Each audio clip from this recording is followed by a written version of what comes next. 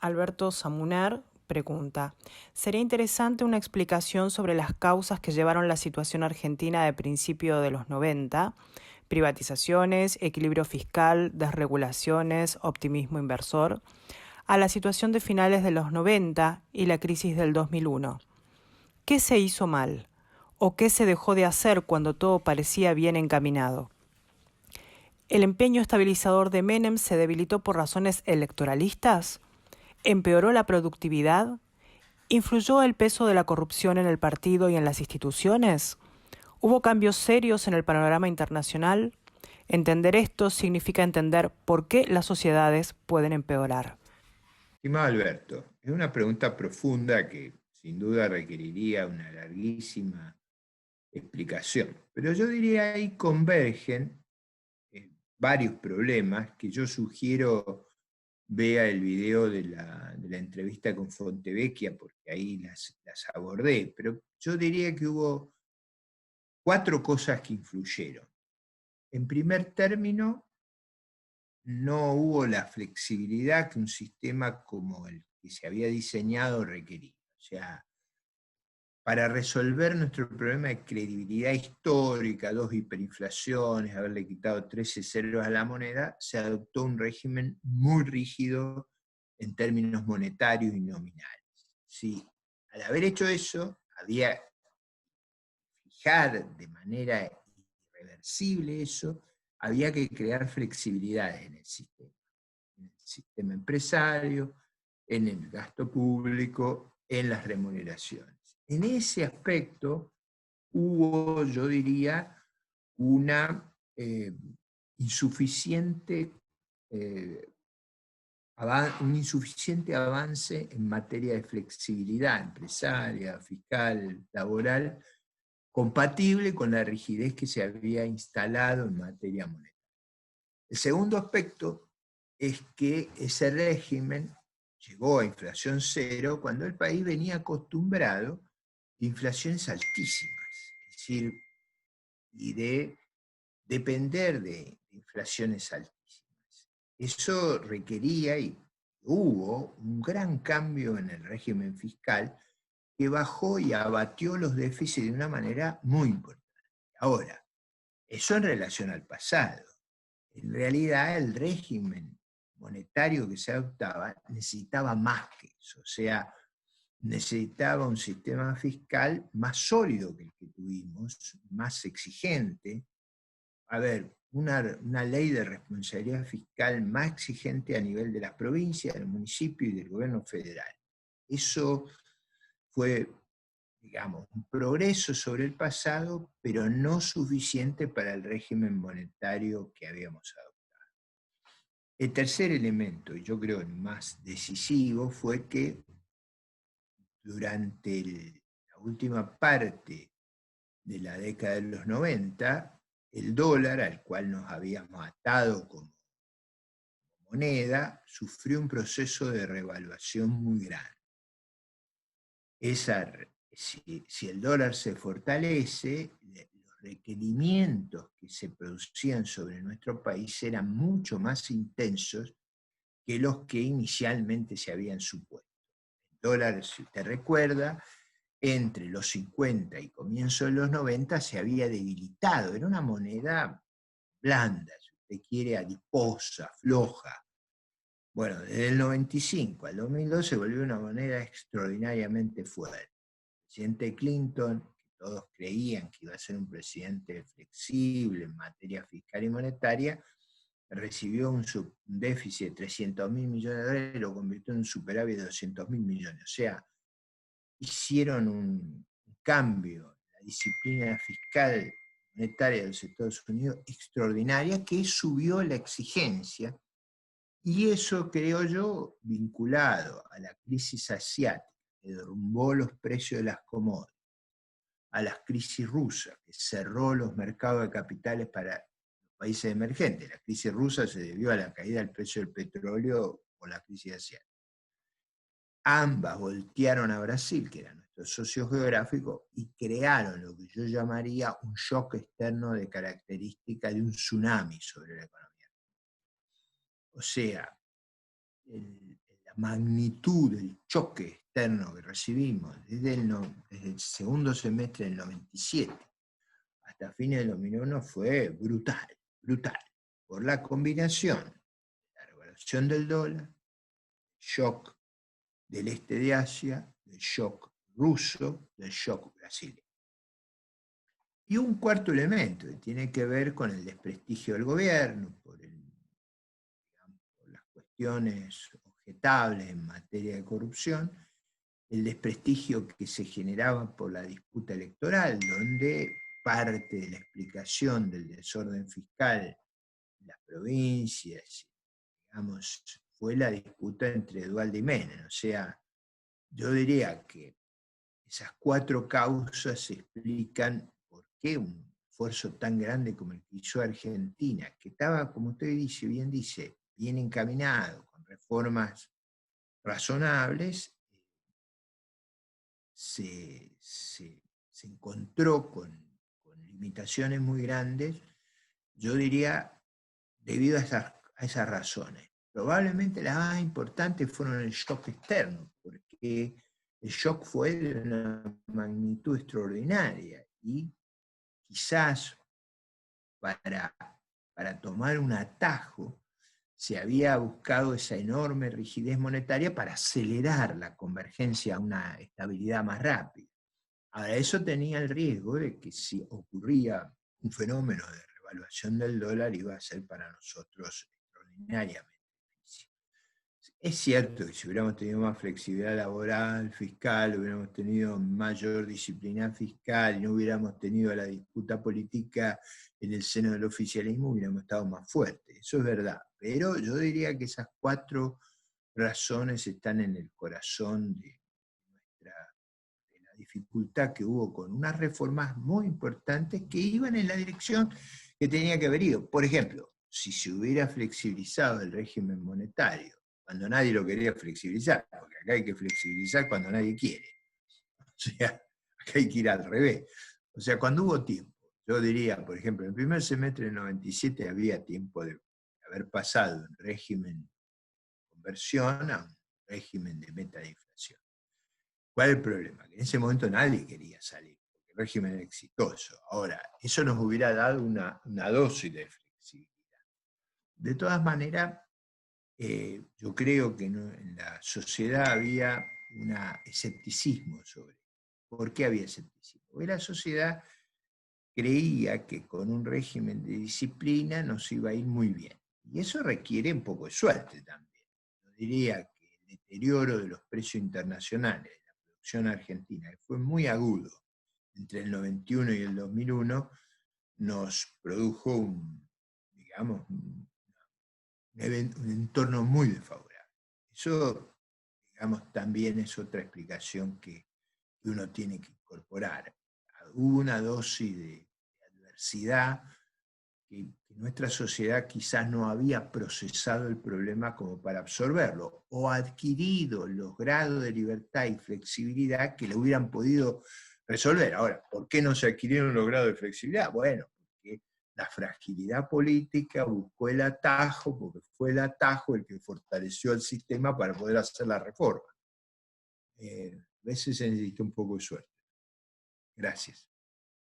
La siguiente pregunta es de Javier Paredes. Buen día, Ricardo. Disculpe si se hace extensa la pregunta, pero necesitaría aclarar algunas cosas que no son fáciles de entender. Tuvimos Casa de la Moneda con poca inflación, a excepción de la crisis de 1890. Luego, Banco Central de Capitales Mixtos. Y luego Perón nos deja la moneda con respaldo en el Banco Central. Las 2 primeras que menciono tenían respaldo en oro. A la vez que nosotros dejamos de tener respaldo en oro, también lo hace Roosevelt en Estados Unidos. ¿Esto fue por alguna casualidad? ¿Podemos volver a tener respaldo en oro? ¿Cuál cree usted que sería la mejor opción para la Argentina de hoy en día? Gracias. Javier, la evolución de la moneda en la historia de la humanidad es una evolución compleja. Durante mucho tiempo se usaron distintos instrumentos para servir de signo monetario hasta que se fue perfeccionando usar el oro y la plata por razones de practicidad y de utilidad para su uso.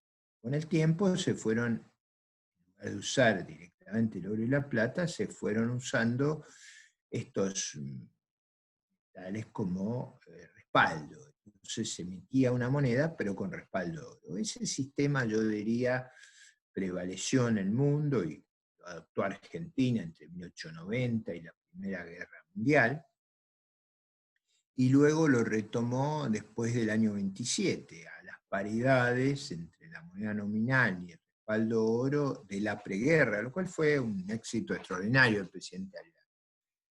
Cuando viene la crisis del 29, ahí sale de la convertibilidad y es verdad que se abrió también gran parte de los países del mundo y en particular el caso que usted cita. Los Estados Unidos devaluó su moneda respecto al.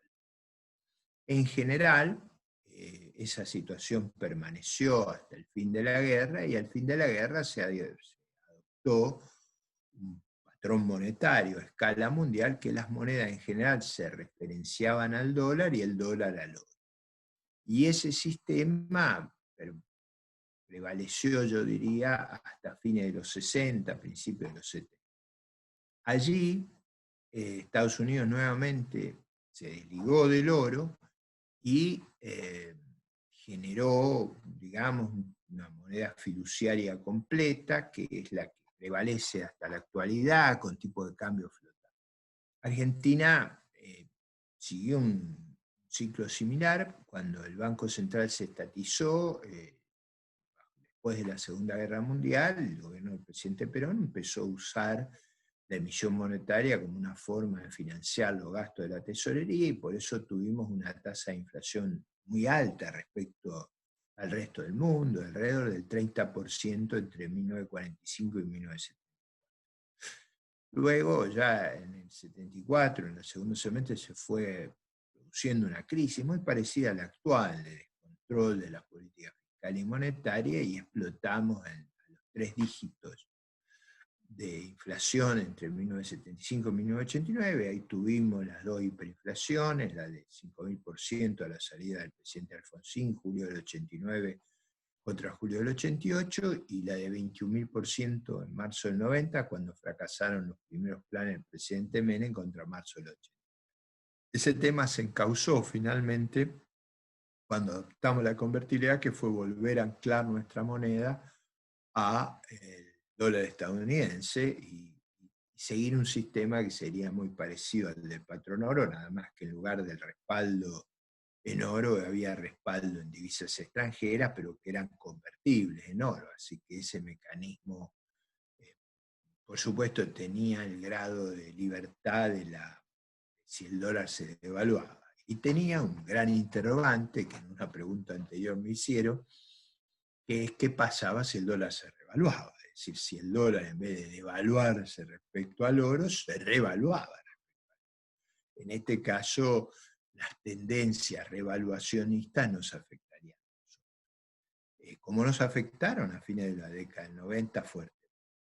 El dólar se volvió muy, digamos, fuerte, y eso nos puso una presión deflacionaria muy grande.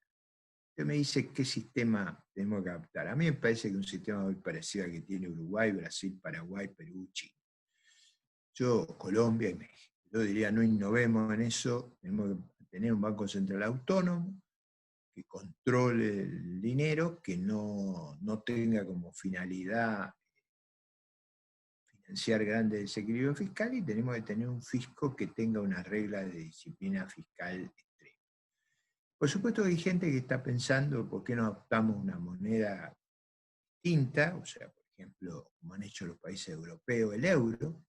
Sin duda, si hubiera una moneda regional y nuestros políticos no pudieran manejar el Banco Central, sería muy bueno. Pero yo creo que en última instancia eso es un atajo para desconocer el problema de la gobernanza política.